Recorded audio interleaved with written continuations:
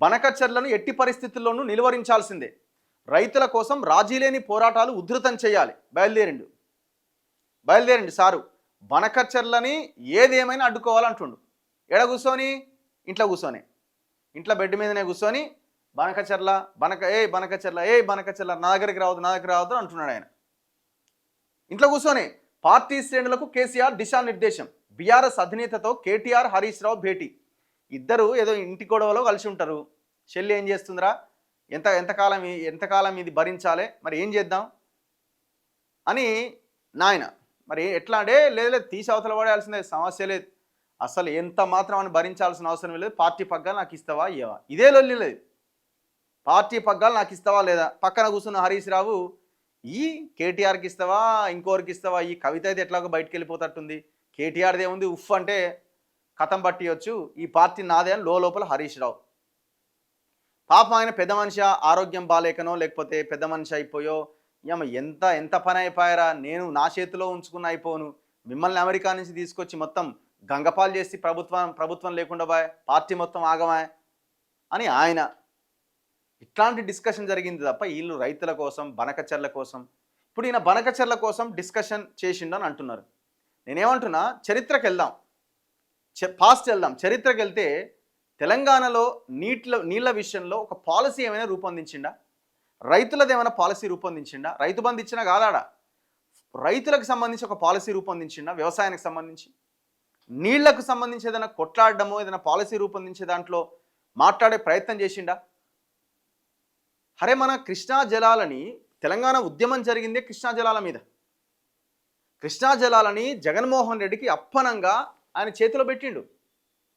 మన సీఎం రమేష్ చెప్పలే, మేము జగన్మోహన్ రెడ్డికి అనుకూలంగా ఉన్నాం, మేము ఆయనతో కలిసి పనిచేస్తున్నామని కేటీఆర్ మా ఇంటికి వచ్చి నాతో మాట్లాడిందని చెప్పిండా?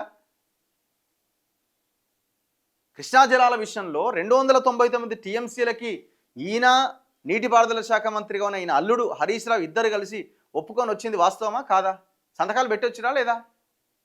50% వాటా సాధిస్తాం కృష్ణా జలాల్లో, తెకపోతే తలకాయ నరుక్కుంటామని మాట్లాడిన కేసీఆర్ 299 టీఎంసీలకు సంతకం పెట్టొచ్చినా లేదా? ఇది ఆన్ రికార్డా కాదా? స్ట్రేట్ క్వశ్చన్, ఇంకేం అక్కర్లే. క్వశ్చన్ నెంబర్ 2, జగన్మోహన్ రెడ్డి పోతిరెడ్డిపాడు సామర్థ్యం పెంచేటప్పుడు, సంగమేశ్వరం రాయలసీమ ఎత్తిపోతల ప్రాజెక్టు కట్టేటప్పుడు సైలెంట్గా ఉన్నాడా లేదా? ఆయన ఆ విషయంలో ఏమైనా పోరాటం చేసిండా? దీనికి ఆన్సర్ చెప్పానండి. ఈయన సైలెంట్గా ఉన్నాడు, ఆయన కట్టకుండా పోతూనే ఉండే, కట్టడం ఆగిందా? ఇప్పుడు ఇవాళ వాళ్ళు మొత్తం కృష్ణా జలాలని కథం పట్టించి ఇక మనకి ఇది అయిపోయిందిరా, ఇది మొత్తం ఊడ్చేసినామని గోదావరి మీద వచ్చి పడ్డారు. మరి ఆనాడు కేసీఆర్ ఎందుకు సైలెంట్గా ఉన్నాడు? ఎపెక్స్ కౌన్సిల్ మీటింగ్ పెట్టిరు. ఎపెక్స్ కౌన్సిల్ మీటింగ్లో ఇరు రాష్ట్రాల ముఖ్యమంత్రులు పోయి అటెండ్ కావాలా. జగన్మోహన్ రెడ్డి వచ్చినాడు, కేసీఆర్ పోలే. ఎందుకు పోలేదా నువ్వు అంటే నేను బిజీగా ఉన్నా అన్నాడు. నేను ఎందుకు పోవాలి అని మాట్లాడలే ఆ రోజున. నేను ఎందుకు పోవాలి, నేను కొట్లాడతా గ్రౌండ్లో ఉండి, నేను పోకపోవడానికి ఒక స్ట్రాటజీ ఉంది, నాకు ఒక వ్యూహం ఉంది అని అనలే. ఇవాళ పోయిన ముఖ్యమంత్రిని ఏమంటుండు? బనకచెర్ల మీద మాట్లాడడానికి పోయిన ముఖ్యమంత్రిని ఏమంటుండు? ఎందుకు పోయిన వాడికి నువ్వు అని అంటుండు. ఎందుకు పోయినా నువ్వు వాడికి అంటుండు. నువ్వేం ఆనాడు పోలేదు, పోకుండా ఇంట్లో పండుకొని జగన్మోహన్ రెడ్డికి మొత్తం తాళాలు ఇచ్చేసి కట్టుకోపోయి ఏమైనా చేసుకో అని చెప్పేసి మధ్యలో మెగా కృష్ణారెడ్డిని పెట్టి ఈయనే మాట్లాడండి, మెగా కృష్ణారెడ్డిని పెట్టి ప్రాజెక్ట్ కంప్లీట్ చేసి నీళ్ళు ఎత్తుకోమని చెప్పాడు.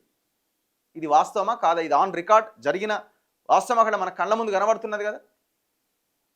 ఏం సమాధానం చెప్తారు దీనికి? మీరు ఇప్పుడు బనకచెర్ల గురించి మాట్లాడదు. కృష్ణా అట్లా పోయింది. గోదావరి విషయానికి వద్దాం. మహారాష్ట్రలో పార్టీని విస్తరించాలనుకున్నాడు, టీఆర్ఎస్ని బీఆర్ఎస్ చేసి. ఈ విస్తరించాలి అనుకున్న క్రమంలో మహారాష్ట్రకు పోయి పెద్ద డ్రామా చేసి ఏం మాట్లాడినండి ప్రెస్ మీట్లో?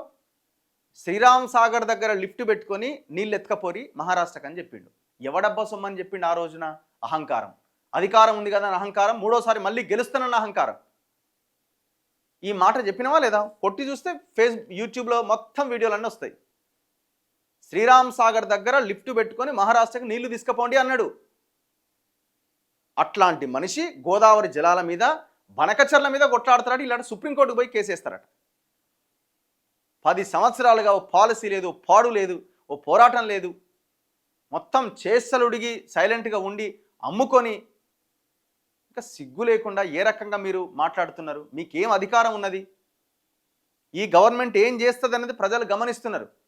రేవంత్ రెడ్డి కూడా ఒకవేళ బనకచర్ల కంప్లీట్ అయ్యేలాగా చంద్రబాబు నాయుడు ఎంత ఇన్ఫ్లుయెన్స్ చూపించి ఎంత బ్లాక్మెయిల్ చేసి ప్రాజెక్టు కట్టినా అది రేవంత్ రెడ్డిదే బాధ్యత. ఆ విషయంలో రాజీ పడే అవకాశమే లేదు. తెలంగాణ ప్రజలు రాజీ పడరు. కానీ నువ్వు చేసిన మోసాన్ని ప్రజల ముందు పెట్టాల్సిందే. నువ్వు ఇప్పుడు మాట్లాడే అర్హత నీకు ఎక్కడిది? రేపు పొద్దున చంద్రబాబు నాయుడు సైలెంట్ ఉండు అంటే నువ్వు ఉంటావు. ఎందుకంటే మీకు పైసలు కావాలా, మీకు దోపిడీ సొమ్ము కావాలా? తెలంగాణ ప్రజలు మీకు అక్కర్లే. ఇది ఇప్పుడు నేను చెప్పిన దాంట్లో అవాస్తవమైన విషయాలు ఏమైనా ఉన్నాయా? రాష్ట్ర రైతుల సంక్షేమం కోసం వ్యవసాయ సంక్షోభాన్ని నివారించేందుకు రాజీ లేని పోరాటాలు మరింత ఉధృతం చేయాలని బీఆర్ఎస్ అధినేత మాజీ ముఖ్యమంత్రి కేసీఆర్ పిలుపునిచ్చారు. తెలంగాణ సాగునీటి రంగాన్ని ఆగం చేసేలా ఏపీ సర్కార్ బనకచర్ల ప్రాజెక్టును తలపెట్టిందంటూ దాన్ని ఎట్టి పరిస్థితుల్లోనూ నిలువరించాల్సిందే అని ఆయన స్పష్టం చేశారు. ఇందుకోసం బీఆర్ఎస్ శ్రేణులను క్షేత్రస్థాయి పోరాటాలకు సిద్ధం చేయాలని ఆయన పేర్కొన్నారు. పార్టీ తరపున క్షేత్రస్థాయిలో చేపట్టాల్సిన కార్యాచరణపై ఎర్రవల్లి నివాసంలో మంగళవారం బీఆర్ఎస్ అధినేత కేసీఆర్ కూర్చోండన్న అక్కడ సుదీర్ఘ సమావేశం నిర్వహించారు. ఇందులో పార్టీ వర్కింగ్ ప్రెసిడెంట్ కేటీఆర్, మాజీ మంత్రులు హరీష్ రావు, జగదీష్ రెడ్డి తదితరులు పాల్గొన్నారు. ఈ సందర్భంగా కేసీఆర్ పలు సూచనలు చేశారు. తెలంగాణ రైతుల ప్రయోజనాలను పనంగా పెట్టి ఆంధ్ర ప్రయోజనాలు కాపాడేలా రాష్ట్ర ప్రభుత్వం వ్యవహరించడం దుర్మార్గం. తెలంగాణ రైతులకు శాశ్వత అన్యాయం ఒడిగడుతున్న సర్కారు దుర్మార్గపు వైఖరిని ఎండగట్టాలి అని మాట్లాడిండట ఈయన. ఇది వీళ్ళ చరిత్ర. సో దయచేసి ప్రజలు ఆలోచించాల్సిన అవసరం ఉన్నది. వీళ్ళు మళ్ళీ పొరపాటున మూడోసారి అధికారంలోకి వచ్చిన భవిష్యత్తులో వచ్చే అవకాశాన్ని మనం కల్పించిన తెలంగాణ పని ఖతమే. మనం ఇది ఎప్పటికీ మర్చిపోవద్దు.